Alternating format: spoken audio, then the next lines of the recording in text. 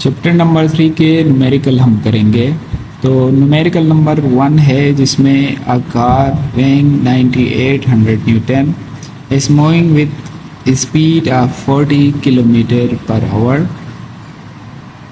On the application of brake, it come to rest after traveling a distance of 50 meters.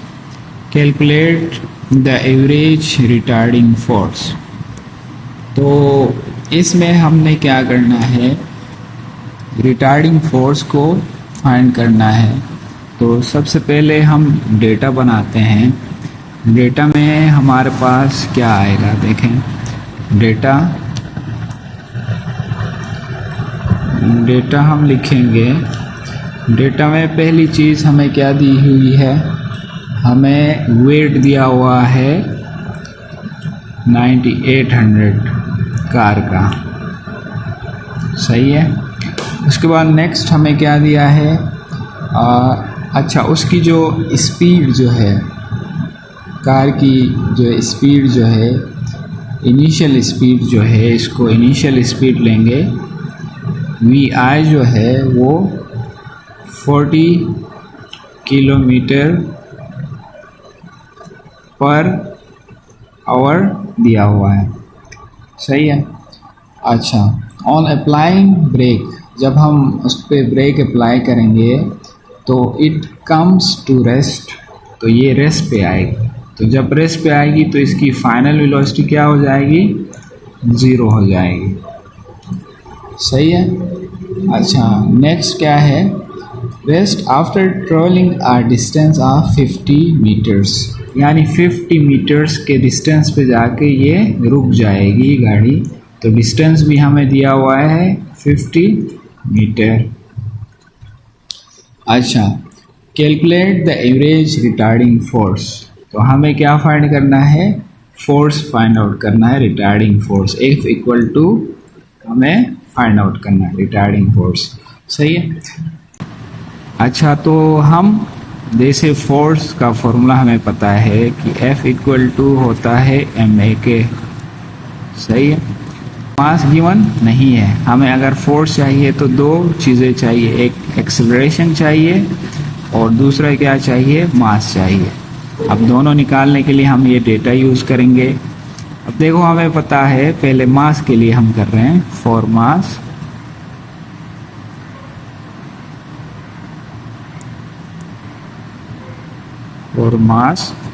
W अभी हमें पता है कि mg के बराबर होता है, सही है। W mg के बराबर होता है, तो इसमें m को अगर मैं इसको अरेंज करूं तो m को यहीं पे रखा और ये W, ये g इसके नीचे डिवाइड में चला जाएगा, सही है। तो ये W हमारे पास कितना दिया हुआ है, 9800 weight of car divided by 9.8, सही है। तो हम डिवाइड करके चेक करेंगे कि क्या है। 9800 को मैं डिवाइड करूं 9.8 से, तो ये आ रहा है मेरा जो है m की वैल्यू जो आ रही है वो है 1000 kg, सही है, 1000 kg आ गई। अब मुझे क्या चाहिए, एक्सेलरेशन। एक्सेलरेशन हमें पता है, एक्सेलरेशन इक्वल होता है Vf minus Vi divided by time, सही है। अब एक्सेलरेशन के लिए हमें चाहिए क्या, टाइम चाहिए। अगर ये वाला फॉर्मूला अप्लाई करेंगे तो ये वाला फॉर्मूला हम अप्लाई नहीं कर सकते क्योंकि हमें टाइम गिवन नहीं है। तो हम क्या करेंगे, थर्ड इक्वेशन ऑफ मोशन को यूज कर सकते हैं। जब भी आपको टाइम गिवन नहीं हो, आपने डिस्प्लेसमेंट निकालना है, एक्सेलरेशन निकालना है, इनिशियल वेलोसिटी या फाइनल वेलोसिटी निकालना है, तो थर्ड इक्वेशन ऑफ मोशन को यूज करते हैं।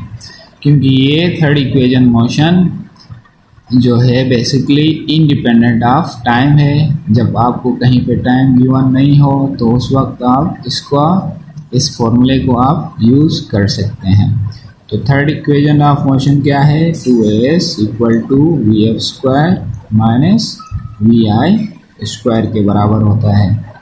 अब देखें हमारे पास 2 है, ए की वैल्यू हमें चाहिए, डिस्टेंस जो उसमें जब हमने ब्रेक अप्लाई किया तो कितना कवर किया, 50, ये दिया हुआ है, हमने डेटा में निकाला था 50 इक्वल टू फाइनल वेलोसिटी उसकी क्या हो गई, जब बॉडी क्या हो गई, कार जो है ब्रेक अप्लाई किया वो रेस्ट पे गई, तो रेस्ट पे क्या होती है, वेलोसिटी 0 हो गई।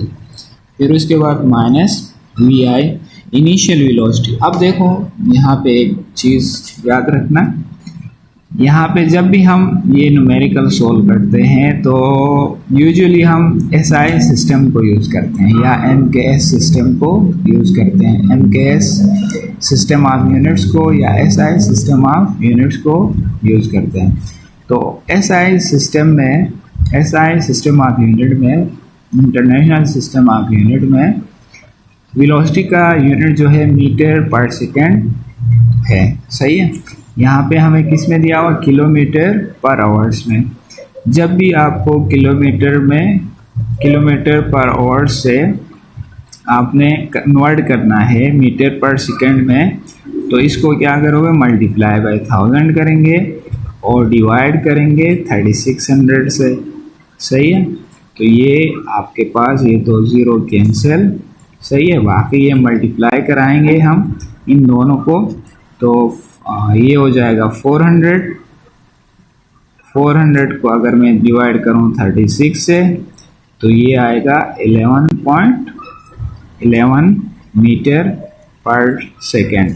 तो ये हम लेके आएंगे मीटर पर सेकेंड में कन्वर्ट किया। क्यों किया, क्योंकि एसआई सिस्टम में, एसआई यूनिट में, एसआई सिस्टम ऑफ यूनिट्स में वेलोसिटी का जो यूनिट होता है मीटर पर सेकेंड होता है, सही है। तो हम यहाँ पे अभी वी आई क्या पुट करेंगे, 40 पुट नहीं करेंगे, बल्कि इसको हमने कन्वर्ट किया था मीटर पर सेकंड में, तो 11.11 को पुट किया और इसके ऊपर स्क्वायर हो गया। अब ये तीनों मल्टीप्लाई करेंगे तो हमारे पास क्या आ जाएगा, ये आएगा 100A आ जाएगा, 100A आ गया इक्वल टू माइनस 123 क्या आएगा, देखते हैं इसका 11.11 का स्क्वायर करेंगे हम तो ये आएगा 123.43, सही है, ये आ गया। अब हमें क्या चाहिए, एक्सेलरेशन, तो एक्सेलरेशन ए को यहीं पे रखो, बाकी 123.43 को डिवाइड कराएंगे, ये 100 इसके नीचे डिनोमिनेटर में जाएगा, सही है। तो a इक्वल टू ये डिवाइड करेंगे तो ये आएगा 1.2343 के बराबर आएगा। इसका यूनिट होता है acceleration metre per second square, ये हो गया। अब हमें क्या चाहिए था, फोर्स के लिए एक मास चाहिए था, एक एक्सेलरेशन चाहिए था। तो हमने क्या किया, मास निकाला, मास आया हमारे पास 1000 kg, अच्छा एक्सेलरेशन आया 1.2343 मीटर पर सेकेंड स्क्वायर आ गया। तो अब फोर्स का फॉर्मूला हमें पता है, F इक्वल टू ma होता है, सही है। तो F इक्वल टू m कितना आया हमारे पास 1000 मास आपका, और एक्सेलरेशन कितना आया, माइनस आएगा यहाँ पे, सही है, माइनस 1.2343 आ गया। तो इसका आंसर आपका आएगा, इन दोनों को मल्टीप्लाई करने पे, इन दोनों को मल्टीप्लाई करेंगे तो 1.2343 मल्टीप्लाई बाय 1000 करेंगे तो ये आएगा हमारे पास, ये आएगा 1234.3 आ जाएगा। तो इसका यूनिट क्या होता है, न्यूटन। तो ये हमारे पास न्यूमेरिकल 1 का आंसर है। तो इसी तरीके से आप कर सकते हैं न्यूमेरिकल 1। अच्छा, न्यूमेरिकल नंबर 2 है हमारे पास, आया helicopter weight 3920 newton, calculate force on it if it's is ascending up at the acceleration of 2 metre per second square. सही है। हमने क्या करना है, एक हेलीकॉप्टर है, उसका वेट हमें दिया हुआ है, वेट इसमें हमें दिया हुआ है 3920 न्यूटन, और इस पे आपने क्या करना है, फोर्स को कैलकुलेट करना है। फोर्स कैलकुलेट करना है जब एक्सेलरेशन जो है वो 2 मीटर पर सेकेंड स्क्वायर हो। सही है। तो एक ये कंडीशन है। दूसरा एक और कंडीशन है इसमें, अच्छा, what will be the force on helicopter, एक दफ़ा और फोर्स निकालना है। सही है। If it is moving up with constant speed of 4 metre per second. सही है। इसकी जो वेलोसिटी या स्पीड जो दी हुई है वो 2 मीटर पर सेकेंड है, लेकिन इसमें कंडीशन क्या है, ये कांस्टेंट है, कांस्टेंट है। सही है। तो ये दो, एक ही क्वेश्चन में दो दफ़ा हमने फोर्स ऑन हेलीकॉप्टर निकालना है, लेकिन दोनों में कंडीशन क्या है, एक में हमें एक्सेलरेशन दिया हुआ है, दूसरे में कांस्टेंट वेलोसिटी दी हुई है। तो पहले वाला हम करेंगे, ए वाला करेंगे। देखो एक हेलीकॉप्टर है, यूँ अच्छी डायग्राम नहीं बनाया तो कुछ, ये हेलीकॉप्टर है हमारे पास। सही है। कुछ इस तरह से है। आप लेट सपोज करते हैं इसके ऊपर फोर्स लग रही है, एक फोर्स जो हेलीकॉप्टर पे लग रही है वो FH से रिप्रेजेंट करते हैं, एक फोर्स डाउनवर्ड लगेगी, वो किस वजह से लगेगी, ग्रेविटी की वजह से, वो इक्वल होता है W इक्वल टू mg के। सही है। उसको हम वेट से रिप्रेजेंट करते हैं, और इसकी वेट की वजह से डाउनवर्ड की तरफ एक फोर्स लगी, उसको W कहते हैं। जब भी कहीं पे भी दो फोर्सेस अपोजिट डायरेक्शन में हो तो उस बॉडी के ऊपर जो नेट फोर्स जो है, जैसे यहाँ पे दो फोर्सेस हैं, एक है डाउनवर्ड, एक है अपवर्ड। सही है। जब भी ऐसी कंडीशन हो तो रिजल्टेंट निकालने के लिए हम हमेशा क्या करते हैं, रिजल्टेंट फोर्स जो निकालेंगे वो हम बड़ी से माइनस करेंगे छोटी फोर्स को। जैसे अगर ये बॉडी, ये हेलीकॉप्टर अपवर्ड जा रही है, असेंडिंग हो रही है, यानी ऊपर की तरफ जा रही है, तो इसका मतलब ये जो है, ये FH जो है, FH जो है वो ग्रेटर है W के, W से इसके वेट से इसका फोर्स जो अपवर्ड लग रहा है इंजन की वजह से हेलीकॉप्टर पे, वो ज़्यादा है, इसीलिए तो वो ऊपर बढ़ेगी, असेंडिंग होगी। तो उस कंडीशन में जब रिजल्टेंट निकालने के लिए हम क्या करते हैं, जो बड़ी फोर्स होगी, जैसे FH क्या है, बड़ी से माइनस करते हैं छोटी फोर्स को, छोटी फोर्स क्या है W, तो इसीलिए नेट फोर्स का फॉर्मूला ये आ गया। सही है। अब हमें पता है यहाँ पे हम किस चीज़ पे इंटरेस्टेड हैं, FH पे, जो हेलीकॉप्टर पे फोर्स लग रही है इंजन की। सही है।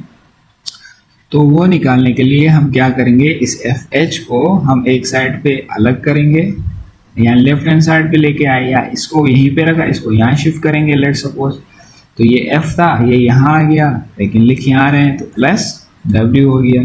सही है। अब देखें यहाँ पे FH जो है वो फाइंड करना है, वो एज इट इज आएगा। F जो है फोर्स आपको पता है, न्यूटन सेकंड लॉ के हिसाब से ma के बराबर होता है, प्लस W। सही है। अब हम वैल्यूज देखते हैं, वैल्यूज गिवन है कि नहीं है। M mass of helicopter given नहीं है, तो हम क्या करेंगे, पहले मास निकालेंगे। मास पिछले न्यूमेरिकल 1 में भी किया था, mg के बराबर होता है। सही है। अब W को यहीं रखा, G को नीचे डिवाइड में लेके आओ, तो ये मास आ जाएगा। सही है।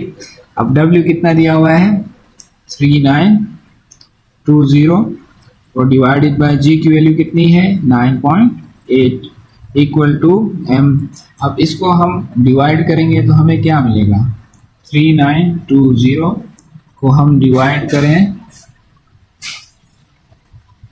9.8 से, तो इसका आंसर जो आता है 400 kg आएगा। सही है। ये M की वैल्यू आ गई। मास ऑफ हेलीकॉप्टर कितना है, 400, तो M की जगह पे हम पुट करेंगे 400। अच्छा, एक्सेलरेशन हमें कितना दिया हुआ है, 2 मीटर पर सेकेंड स्क्वायर, तो यहाँ पे 2 पुट करेंगे, प्लस W क्या है, वेट ऑफ हेलीकॉप्टर, वो कितना है दिया हुआ है 3920, ये आ गया। अब हम इसको जब मल्टीप्लाई करेंगे इन दोनों को, तो 400 मल्टीप्लाई बाय 2 करेंगे तो ये क्या होगा 800 प्लस 3920। अब जो नेट फोर्स या फोर्स ऑन हेलीकॉप्टर जो आया, ये 4720 न्यूटन के बराबर आया। ये कब आया, जब when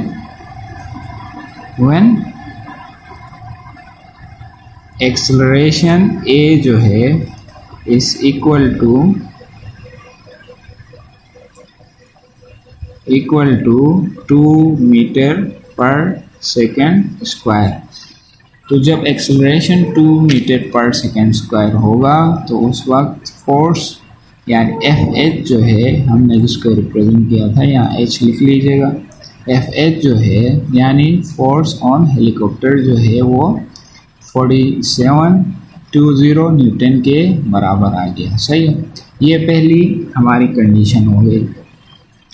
अब देखें हमारे पास जो है बी वाला क्वेश्चन जो है, इसमें भी हम फॉर्मूला जो है सेम यूज करेंगे। F equal to net force हमारे पास क्या आया, FH माइनस W। अब हमें क्या चाहिए, फोर्स ऑन हेलीकॉप्टर, जो हमने FH से रिप्रेजेंट किया, FH को यहीं रखेंगे हम, फोर्स ऑन हेलीकॉप्टर को इसको यहाँ शिफ्ट कर दिया, तो ये दोनों क्या हो जाएंगे, F प्लस W हो जाएगा। अब देखो FH इक्वल टू F किसके बराबर होता है, MA के, प्लस W हमें कितना दिया हुआ है 3920 ऊपर दिया हुआ है, वेट ऑफ हेलीकॉप्टर। सही है, अब हमें क्या चाहिए, M और एक्सेलरेशन। सही है, M जो है यहाँ पे 400 हम पहले लेके आए थे पिछले वाले कंडीशन में, मास कितना आया था 400, यही यूज करेंगे। अब हमें क्या चाहिए, एक्सेलरेशन आएगा 0 प्लस 3920। अब एक्सेलरेशन 0 क्यों आया, देखो एक कोई भी ऑब्जेक्ट है अगर कांस्टेंट वेलोसिटी से मूव करता है या कांस्टेंट स्पीड से मूव करता है, तो उसकी जो एक्सेलरेशन जो होती है वो 0 होती है। जैसे एक बॉडी है, यहाँ पे थी 4 मीटर पर सेकेंड से मूव कर रही थी, यहाँ पे भी है 4 मीटर पर सेकेंड से मूव कर रही है, ये VI हो गया, ये हो गया VF। सही है, अब एक्सेलरेशन क्या होता है, change in velocity divided by time, या rate of change of velocity को हम क्या कहते हैं, acceleration, VI divided by time. अब देखो यहाँ पे VF क्या है 4, VI क्या है 4, टाइम चलो हमें मेंशन नहीं, T कर दिया, 4 माइनस 4 क्या हो गया, 4 माइनस 4 क्या हो गया 0 डिवाइडेड बाय T, तो एक्सेलरेशन क्या आया 0 के बराबर आया, तो इसीलिए हमने क्या किया 0 पुट कर दिया इधर। तो ऐसी भी कंडीशन हो तो डायरेक्ट आप नेट फोर्स को 0 भी पुट कर सकते हैं। जब भी आपकी वेलोसिटी या स्पीड कांस्टेंट हो तो एक्सेलरेशन 0 होता है, जिसकी वजह से नेट फोर्स जो है यानी ये F जो है ये 0 डायरेक्ट भी पुट कर सकते हैं। तो ये आया 3920। तो FH हमारे पास जब ये हेलीकॉप्टर जो है अपवर्ड मूव कर रहा था विद कांस्टेंट स्पीड से 4 मीटर पर सेकेंड से, तो तब इसके ऊपर जो नेट फोर्स लगेगा या फोर्स ऑन हेलीकॉप्टर जो होगा वो 3920 न्यूटन होगा। कब, व्हेन हेलीकॉप्टर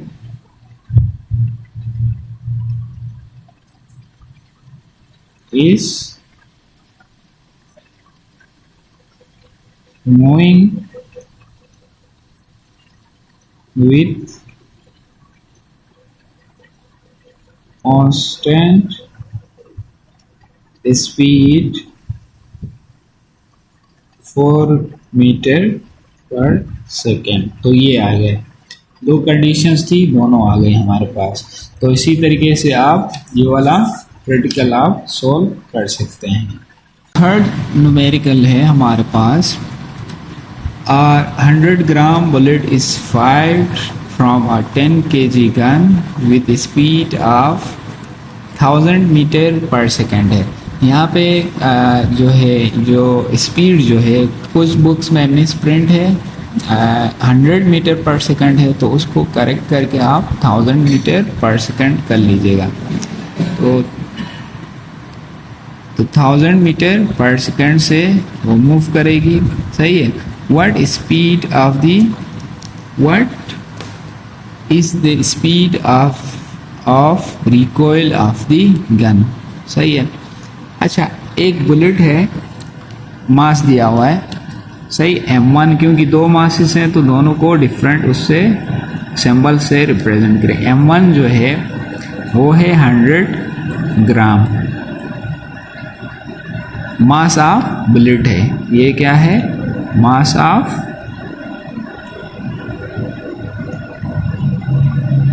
बुलेट। अच्छा, नेक्स्ट हमें दिया m2 कितना दिया हुआ है, मास ऑफ गन, वो है 10 kg, सही है। तो ये हो गया। अब देखें, जब हम इसको फायर करेंगे इस बुलेट को, सही है, जब हम इस बुलेट को फायर करेंगे या फायर करने से पहले इसकी इनिशियल वेलोसिटीज़ क्या होंगी, इनिशियल वेलोसिटीज़ इसकी दोनों की, क्योंकि बुलेट भी रेस्ट पे है और गन भी रेस्ट पे है, तो इनकी इनिशियल वेलोसिटीज़ को हम यूँ लिख सकते हैं u1 u2 इक्वल टू 0, दोनों की वेलोसिटी 0 होगी। अच्छा, जब हमने इस बुलेट को फायर किया तो इसकी जो ये जो स्पीड जो है, इसकी जो स्पीड जो है vi जो है वो हो गई इसकी, सॉरी v1 जो हो गई, यानी स्पीड ऑफ बुलेट जो है, फाइनल स्पीड जो है इसकी हो गई कितनी, 1000 मीटर पर सेकेंड हो गई, सही है। अब हमें क्या करना है, जब भी हम आपने देखा होगा जब कोई भी गन को फायर करते हैं तो वो पीछे की तरफ एक फोर्स लगाता है, उसको कहते हैं हम रिकॉइल फोर्स, सही है। रिकॉइल फोर्स हमने फाइंड नहीं करना है, बल्कि यहाँ पे रिकॉइल वेलोसिटी फाइंड आउट करना है। यानी जब इसको फायर करेंगे तो पीछे की तरफ भी गन पीछे की तरफ भी आती है, तो उसकी भी कोई ना कोई स्पीड होगी, तो वो स्पीड फाइंड आउट करना है, इसको हम कहेंगे v2, सही है। तो ये हो गया। अब हम क्या करेंगे, सोल्यूशन से पहले सिस्टम ऑफ यूनिट को चेक करेंगे। देखो, मास जो है वो ग्राम में है, तो ग्राम में SI system of unit use कर रहे हैं, तो वहाँ पे ग्राम मास का यूनिट क्या होता है, kg। तो इसीलिए हम क्या करेंगे, इस 100 को डिवाइड करेंगे 1000 से, तो ये आएगा 0.1 kg, इसको कन्वर्ट किया। अब ये देखो m2 ऑलरेडी kg में है, u1 u2 0 हैं। अच्छा, वेलोसिटी जो है मीटर पर सेकंड में है, सही है। v2 हमने निकालना है, सही है। तो यहाँ पे हम क्या लगाएंगे, अच्छा, according to law of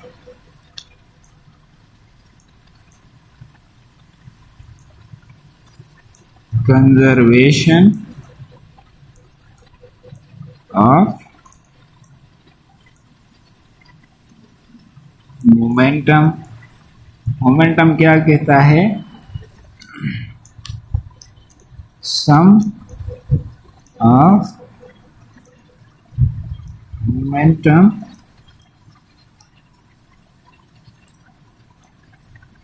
before collision जो है वो इक्वल होता है सम ऑफ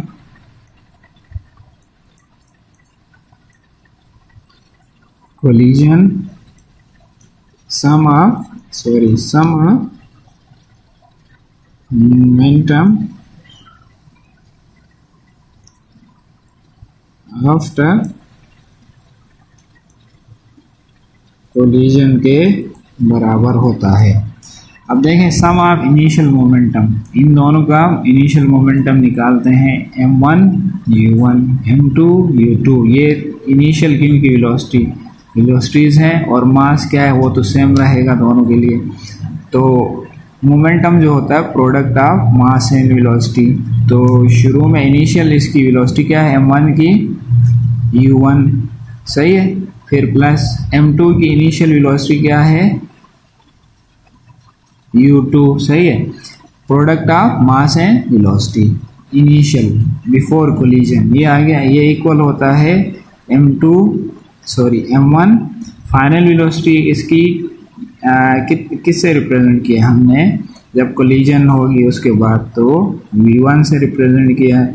प्लस अब m2 आएगा इधर, और इसकी फाइनल वेलोसिटी किससे रिप्रेजेंट किया हमने v2 से, यानी फाइनल का मतलब आफ्टर कोलिजन, सही है। तो ये आ गया। अब हम वैल्यू सब्स्टिट्यूट करेंगे। यहाँ पे m1 कितना है हमारे पास, देखें m1 कितना आया 0.1 kg, सही है। u1 कितना है, u1 और u2 0 के बराबर है, तो ये 0 आ गया। प्लस m2 कितना दिया हुआ है 10 kg, तो यहाँ लिखेंगे 10। u2 भी क्या है 0, क्योंकि फायर करने से पहले बुलेट और गन दोनों रेस्ट पे होंगे, सही है। अब देखो यहाँ पे m1 की वैल्यू फिर से पुट करें इस जगह पे, वो है 0.1। उसके बाद आप करें यहाँ पे v1 कितनी है 1000, यहाँ पे 1000 पुट करेंगे।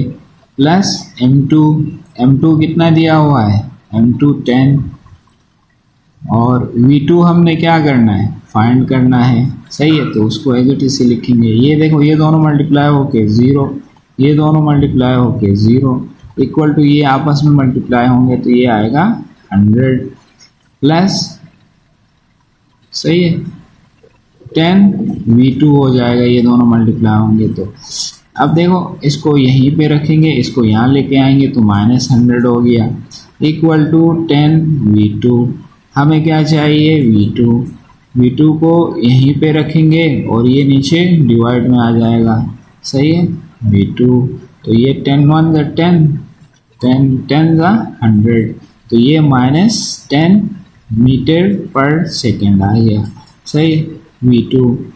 ये आ गई हमारी वेलोसिटी, रिकॉइल वेलोसिटी कहेंगे क्योंकि ये रिकॉइल है। बुलेट हम किस तरफ फायर कर रहे हैं बंदूक से, सही है। आगे फायर करेंगे तो ये गन किस तरफ आएगी पीछे, इसकी वेलोसिटी किस तरफ है इस तरफ, और गन की वेलोसिटी कहाँ है पीछे बैक साइड, इसीलिए यहाँ पे माइनस क्या शो कर रहा है, यहाँ पे अपोजिट डायरेक्शन है इन दोनों। इस साइड पे बुलेट इस साइड पे जा रही है, इसका मतलब जो गन जो है इस तरफ आ रही है, तो माइनस साइन का मतलब यही होता है, सही है। तो न्यूमेरिकल 3 इसी तरीके से आप कर सकते हैं। न्यूमेरिकल 4 है, a machine gun fires 10 bullets per second into a target. Each bullet weight is 20 gram and had a speed of 1500 meter per second. Find necessary force to hold the gun in position. अच्छा, तो यहाँ पे जो है एक machine gun है वो 10 bullets पर सेकेंड, एक सेकेंड में टाइम दिया हुआ है 1 सेकेंड हमें दिया हुआ है। अच्छा, नंबर ऑफ बुलेट्स जो फायर करेगा ये एक सेकेंड में वो है 10, सही है। और मास ऑफ 1 बुलेट जो है